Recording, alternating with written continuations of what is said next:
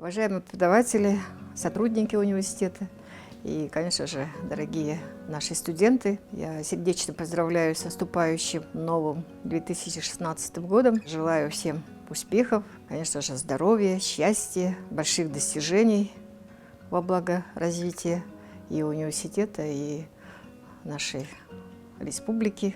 2015 год, он для многих и студентов, и преподавателей был успешным. То, что было запланировано в 2015 году, исполнено. Я очень надеюсь, что точно так же студенты будут учиться, стремиться к знаниям. Отовсюду я всегда стараюсь собирать отзывы, как учатся наши студенты, наши выпускники.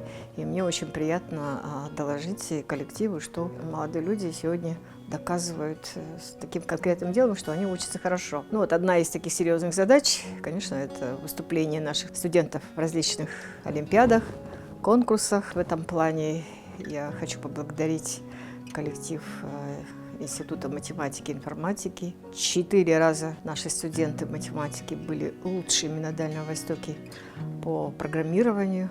Ну и то, что по математическим олимпиадам наши студенты тоже показывают хорошие результаты. Мне очень приятно проинформировать наш коллектив о том, что мы первые на Дальнем Востоке по хирургии, по нейрохирургии, по кардиохирургии.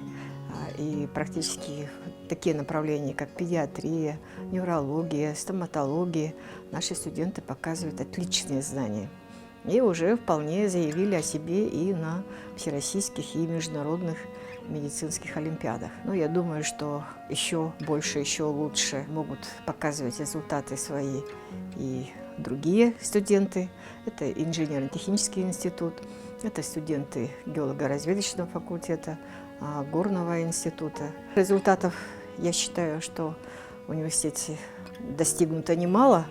И, наверное, благодаря этому мы по образованию занимаем среди всех 1500 университетов России 32 место.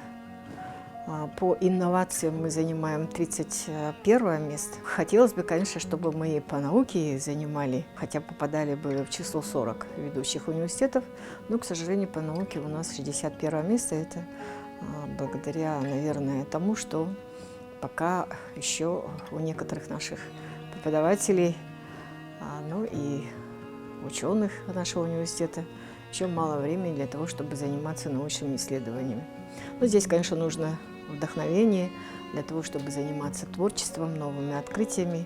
И я думаю, что 2016 год как раз будет направлен на то, чтобы здесь получить хорошие результаты. Благодаря нашим студентам, которые показали по результатам независимые эксперименты, которые проводил Рособорнадзор, практически около 30% отличников, около 60 с лишним процентов хорошистов, а в целом по университету это более 94% качества показали студенты инженерно-технического института по математике, студенты физико-технического института по физике, по оптике хорошие знания показали, и студенты Института естественных наук по биологии тоже показали отличные знания.